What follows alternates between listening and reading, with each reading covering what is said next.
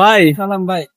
আপনি আসছেন কোথায় থেকে? গাড়িটা যে কিনলেন আমাদের বিসমিল্লাহ ব্যাটারি সার্ভিস থেকে, কোথায় থেকে আসছেন আপনার ঠিকানা? বরিশাল পটুয়াখালী থেকে আসছি, আপনাদের কাছে আসছি। আমাদের কি মানে দেখে আসছেন, ভিডিও দেখে আসছেন?